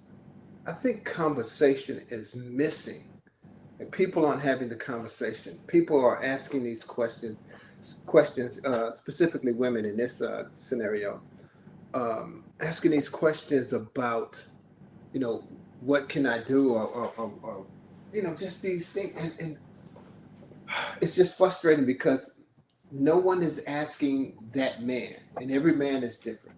And I think at the end of the day, it's all about going to your partner, going to the person that you're doing life with, and asking them what it is that you can do, whether it's to be more attractive to them or whether it's, to make them feel heard, and then doing it. And I don't, that's not just for women. That's also for men. I think if you're with someone and it's worth you wanting to know that information, then there's no greater place to go to it than the source. And I just think in relationships, too many people are guessing when the answer is 5 feet away from them, and the answer is with that other person. So it's when I hear these questions and others, it's just frustrating, man. I don't know. It's just frustrating. I'm just like, ask, have conversation. Communication is everything. Anyway, that's my thought. Yeah, I think, and I'll be quick. I think, sometimes we try to be the people that we don't need to be for certain people, certain individuals. Like, I don't think you should be trying to get someone to open up to you, and like, if it doesn't come natural, it just doesn't come. Don't force it. Like, I don't want anyone to try to open me up. Like, when I open up to people, I don't even know I'm doing it. It's just the natural progression of, we vibe, we connect on a certain level. So this is what it is. If I don't, I don't. And that might not be for that particular individual. I think where we go astray is when we just try to do certain things that haven't came natural. Facts on that. And that's the point, man. It's about just organically connecting with someone, and resonating with that person, and them resonating with you. And I think when we're patient enough to wait for that particular relationship to come about, that don't mean sit around twiddling your thumbs, but of course, be proactive in the dating process. But if we're patient, that person that we connect with and that connects with us is going to come, and we're just not going to have all the questions that people have now, because they're connected to people they're with people that they're not authentically and instinctively connected with. Go ahead, Chris. Sweet. So just the second question that was sent to us is this: what are some non-sexual things? And I'm almost positive one of them is going to be listening. What are some non-sexual things a woman can do to a man that makes her more attractive to men? Or more attractive to women? I would like to answer this first. Go for it. I would say to be of service.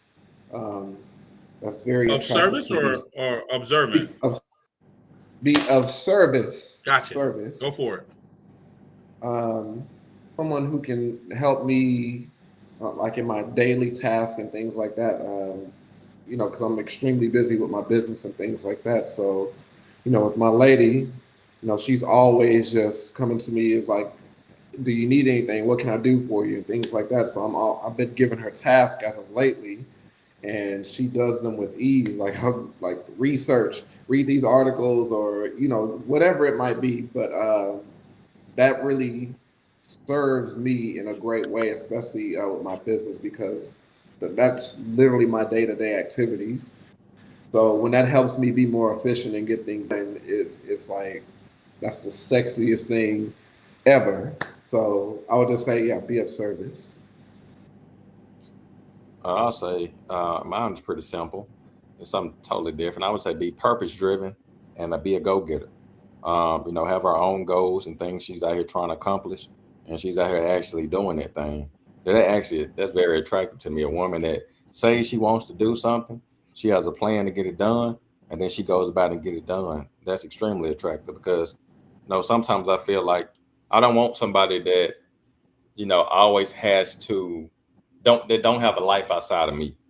And I want them to be able to have their own life and be able to do things that, they like to do and make them happy and have their own goals and hobbies. So somebody that loves to do those things and somebody that actually goes out here and gets them done, that's extremely attractive to me. For me, there's three things. Confidence. Above everything else, confidence. Have confidence within yourself. The other thing is, wow. Did you write it down? I didn't write it down. My paper is somewhere else. So there's confidence. The other thing is being it's another word for security, right? So just letting like it's one of the 5 love languages too. So just making sure that the affirmation, make sure that the affirmation is there for the relationship and the strength of the relationship. The other thing is also just caring about your appearance. For me, I talk a lot about if I date somebody, she's gonna be a gorgeous woman. It don't there's a fluctuation in size for every guy. Every guy doesn't want an athlete and she has to be chiseled. Every single woman he dates, she's got to look good to him. So if you care about your appearance and you take care of yourself and you don't present yourself less than desirable more often than not, then that's pleasant. I like that. I like consistently knowing I'm gonna be able to look over and like what I see. Old man West, other than mud wrestling. Hey, speaking of that, we got to get a lady on here so Wes can ask her, does she like the mud wrestle? I think Wes done retired from that, man. He ain't asked that in a minute. In a minute, right? And man, I'm reserving it for the right time and the right situation. So what non-sexual things a woman can do to a man that makes her more attractive? Do to a man that makes her more attractive, or for what's the question? 2, 4, however you want to answer it. It's only on the screen. What? Well, let me answer real quick. This is Shan. Before you jump in, Wes. I'm laying down, you guys, right now, and I think I probably spoke on this earlier. Didn't even realize this is one of the questions that came in. He's laying down, ladies. Sex, yes, is very important. Trust me, it is. It's almost sucks to say let's remove the sex and what can you do, but let's do it. Here's the situation. I have COVID right now, right? And my mother keeps texting me these long ass text messages of shit I need to do. Like, do this, pour this water, do this, burn this, suck in this fucking steam. She got like paragraphs of things. I'm not doing none of it. I get the message and I just ignore it. I'm talking citrus, taking orange of any kind of citrus fruit. This is my mom telling me breathe in the hot steam without the salt and do this and throw a few capsules of the oil in the oregano. I'm not doing none of that. My mom might be listening. I'm not doing none of it. Right? Because that's just not what I do. I make money. That's what I do. A lot of times when you're single and a lot of mothers, they think women are nurturers. I'd make money. That's what I do. I go to work and I do the man shit. I don't do the woman shit. And a lot of times women be wanting men to do the women shit. And that's just not what I'm doing. I'm not cutting up in a whole bunch of oregano and taking a bunch of fucking what she say, fill it up with palm sugar and put it in the storage bowls. I'm not doing none of that because that's just not what I do. Now, here's what's important. I know it's necessary. Excuse me. I realize that what my mother is telling me to do is necessary, and she's doing it because she's my mom. But if I wanted to tell a woman what are some of the non-sexual things that she can do that makes her more attractive to me, is if I had a woman to do this for me. See, I used to date this one girl last year. She wouldn't do nothing but just sit in the bed, man. She sat in the bed and watched TV all the time. She wouldn't do shit. And that would bother me. It's like, God damn. You know what I'm saying? You know, I know it's cool to just chill, but you just like, is there any, I know right now if I was with her, she wouldn't give a fuck about doing nothing. She'd be like, oh, here, take a Tylenol. And that's it. That's the end of it. And so once again, we're not together. But if I had a woman that my mother can send this text message to and send it to her and all this stuff, and I could breathe it, and all my woman would do is say, here, baby, sit up. Shan, wake up, sit up. I need you to inhale this fucking concoction for 3 minutes. I need you to do that. And then here, take this and then drink this. Okay, now you can go back to sleep. I don't want to figure out I don't want to know the recipe and to make it. I'm not making none of it. So nurturers, that's what women are. You guys are nurturers naturally. You guys make life better for your man. You make life better for your children, and that's what you do. I bring home the bacon. I go work. I'm excited to work. I like to work. I want to go out there and I want to fight the world just to make it so that you are extremely comfortable enough to be able to nurture me when I get sick. Right now I'm sick and I don't have no woman. So all I'm doing is taking Tylenol. That's it. I'll fight through it. I'm a soldier. It's cool. That's I'll push through it. It's all good. But I'm sure it'll be a lot easier if I had a woman that was able to say, baby, this is what you need to do. I know I prepared this for you. I was in the kitchen for the last 30 minutes. I made this. I need you to do this so you can get better and stronger faster. So that's my answer to that's my answer to a non-sexual thing that women can do to a man that makes her more attractive. That right there is a sexy woman. Oh, above and beyond the blowjobs and the doggy style. To make sure that I'm good, to make sure I'm good when I'm sick. Come on, y'all. So that's my answer. Go ahead, Wes. He is so livid Hey, right man, now. I can't do no better than that, man. So Blowjobs and the fine. doggy style. I'll follow up then if you ain't got nothing, Wes. Go for it, brother. So it's another question that I happened to when I saw it, I wrote down my answer because I didn't want to forget this one. Complimenting me regularly, right? Non-sexual physical touch. And let me start my my little rant before with this little qualifier. If you don't already do these things, if they're not in your repertoire, right? If you're not doing them and you start doing them, you have to continue to do them. You can't do them 1 month and then not do it anymore, right? You can't do it every other month because that's not consistency, right? For me, I don't care about what anybody else you do for anybody else. That doesn't work for me.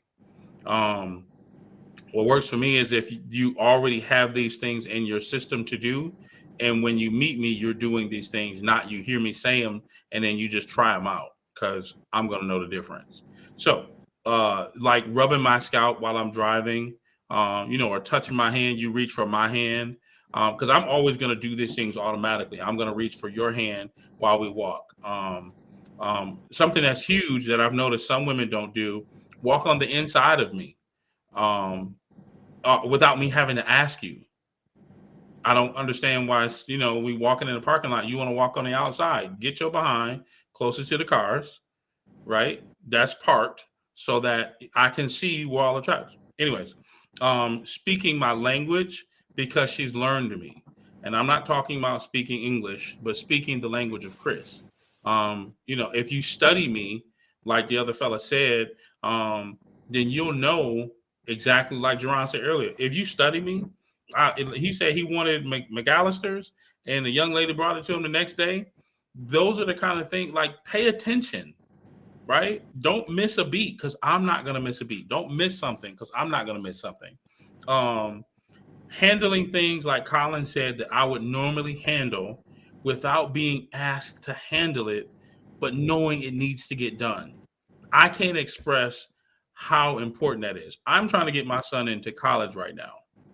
And I am running like a chicken with my head cut off, trying to get him into college, manage 20, 30 employees, new hires, hire more people, manage 3 other children, their emotions, one kid working for one cooking, right? I'm a single dad, cooking, going to the right. I am a single dad. There are things that I just have to handle, right? And I'm okay with it. I'm not by any means complaining, right? I handle it. I put it on my shoulders and I keep rolling. But just handling some of those things, I'll knock this off for you. I'll help you, figure out. Like a young lady said to me, well, when you take them to college, you got to make sure you get them a rug and get them what's that little thing that you put your little soap in and some toothpaste, and I wasn't thinking about any of that. Those kind of things. Just take it off my plate. Just knock it out. Reaching out for my touch, like holding my hand or hugging me before I initiate it. Finding the perfect song for the mood while we cook or drive or clean or sit back, whatever the case is. And lastly, that's enough game for now. There's one more. There's some more because somebody actually wrote the word that I would normally use in this, and she Write wrote it down, please. Charlie Rose, right? So, what I would say to that is we have to realize that there are more intimacies than just the physical intimacy. We have the emotional intimacy where we can have emotional bonds with somebody and we just build on that. We have a good time emotionally, right? One of my favorite things that happened to me was there's a spiritual intimacy where, religious wise or just meditative wise, however it is. So for me, it was religious wise. I was in a whole nother city, miles and miles away from someone, sent her a song, and we just started vibing out to it. We vibed out to it so much that it was like we were there worshiping God together as if we were right next to each other. And that's one of my favorite experiences that I've ever had. There's the intellectual one. All I feel like most of us up here on stage have spoken to it. I ain't gonna say most of us, but being able to challenge or be intellectually stimulating is a turn on. Like, that is a turn on for a lot of us. The other one is experience. Like Shan kind of explained it. He explained it as nurturing, which it is, but it's also an experience, and that's a part of intimacy too. Is creating intimacy through the experiences that we have. So whether it's a trip or it's nursing someone back to good health, it's still an experience. It's an experiential intimacy that we have, and it's something that we remember for a time, and it's something that will bring us closer in relationships. Creative. That's the last one. Being able to like create a song, create a poem, create a game, and it's something that you guys have together. You guys have created something beautiful together. Create a painting, create memories. Is another form of intimacy, and those are other ways that you can build that. And all of those take thought. Each one of those take the thought and the effort to learn your guy, to learn your man, and step into that. Plane landed.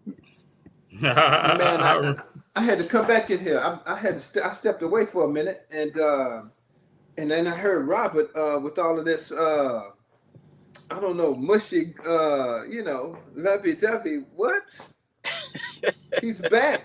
He's back. Okay. I never left, Wes. I never left. That is funny. So, with that being said, man, I think we, unless anyone in the audience has a quick question that you want to pose, man, it's been a phenomenal right at 2 hours. The first segment was on point. I'm glad that we got an opportunity to bring the executive producer of Eggs Over Easy to our show. And we want to, again, thank everybody for coming out. Thank everybody for joining us tonight. Any last and final comments, fellas, that you want to give before we close out? That was a very informative first segment of the show. I definitely appreciated Shaquita and all the information she provided. So definitely hats off to her for this topic. And I appreciate Shaquita as well. Just, we need to keep that conversation going because, we can't really touch on all the nuances in it, but there's a lot of thought that could be had to that. Especially, we as a community, we're not donating as much. There may be more reason than we can think of right now where maybe we should consider donating a little bit more. Right off top, like I said, I still stick with my answer, but the dialogue needs to be there to give more consideration to things. And I appreciate you, Kavita, for the work in that. Yeah, I definitely just want to add to that. One thing that I don't know that it got touched on, but I just want to make sure that we don't embolden the myth, maybe, or that Black women specifically, but women in general, that they don't still desire love. And Yes. so, we talk about a woman wanting to have a child, and maybe wanting to have it later on in life and focus on a career, but and not needing a man. But I just can't believe, I refuse to believe that women don't still desire love and relationship, even when or if they had the option to put off childbearing for a while. If they wanted to focus on career now, I do believe that still at the core of a woman, that she's wired to want love. It's not just about life isn't just about marriage and for the sake of childbearing, but it's also about love, loving one another, loving our brothers and sisters, as well as intimacy and loving someone romantically. So I just wanted to put that out there. I feel like that was the part that was missing. But yeah, women want love, I believe. Men want love. We all want love. I want love. All we need is love. Everybody now. All we need is. I think that's it, man. I think that's it. Chris don't want love. Shahid don't want no love. No. So my final. I got plenty of love. So you got too much love. My final comment is this: it's not about what you do; it's more about who you are that determines the type of person that you will have. A lot of times, you can do all of the things, and you can practice them, but if it's not who you are, it will eventually fade away. You can literally hold my hand every day, but if it's not in you to do it, if it's not a part of your DNA, then it'll immediately come out that it's not your character. The most important thing is also the 5 love languages consistently. If you do them in and out, I don't think that you could ever find yourself lacking. If you learn how to practice those things for yourself by giving to yourself, then you'll never be able to position yourself where you're not able to feel love. Why? Because you're loving yourself most importantly, but then you're able to give the love that you have to somebody else. With that being said, may I say something? May I say something to that? Yep. Because Chris brought up a good point, so I'll say my closing words is yes, definitely do that work on yourself. When you do that work on yourself, I guarantee you quality people will come into your life because you will exude that energy, you'll give out that energy, and you will attract that. So that's why you hear that cliche of, this person came when I wasn't looking, or the person will come when you least expect it, is because you're not solely focused on that. You're not, can I find this person? Or why can I find this person? Once you do that intricate work on yourself, everything else will open up. So I co-sign what Chris just stated. Fantastic. With that being said, I want to wish everybody an amazing Martin Luther King weekend. Make sure you do something good for yourself. Self-love is the best love. I have a dream that everyone will find love. And you know what, Jerron? You know what self-love is, right?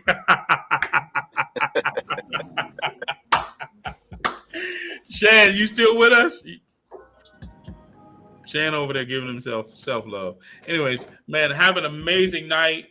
Have an amazing weekend. Thank you for joining again. Make sure if you have a question, you are writing your questions in to questions@AABMA Live. You're welcome to join us next week. We have a great hot topic that we're going to bring up. And then we want to make sure we get your questions. So by all means, make sure you email us at questions@AABMA.live. Lastly, but not least, make sure you are sharing this on all social media platforms and liking our show. Shan, take us out. Hope you feel better, Shan. Get that ginger root. And do what your mama said. Right. He was ready to hit that button. Take some of that gin and that liquor. That'll get you right. Man, listen, that don't work. That don't work. Not for COVID. Please. No. Please don't take don't do it. But you get you some herbs and some spices. You get that ginger, like you were saying, some turmeric. I'll be putting. You know what they say is really good for COVID? A young lady. They say. Makes going through it so much easier. The sweet nectar of a young, tender. Is that why I never caught it?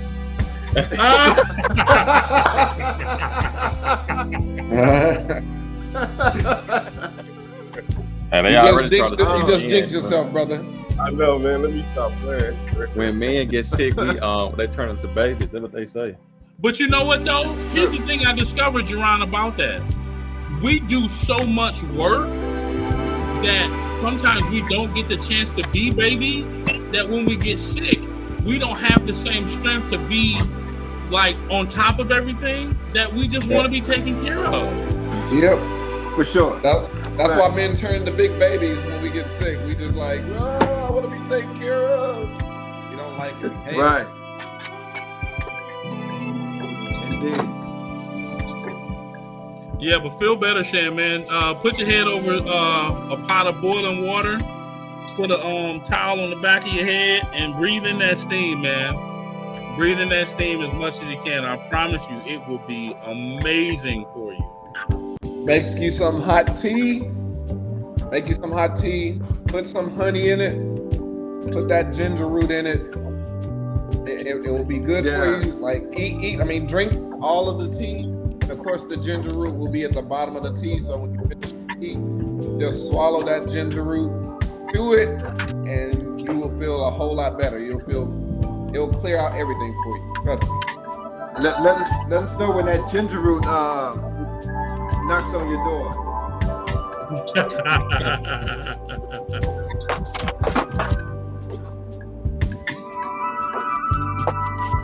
Jerron, that's not you doing all that self-love back noise over there, is it? Nah, that sound like wet. Self-love is the best. Nah, that's you, brother. My self-love All that racket, y'all. Midnight. Look, don't come on camera with y'all hands and y'all palming. Wow. I got 51 minutes to my self-love.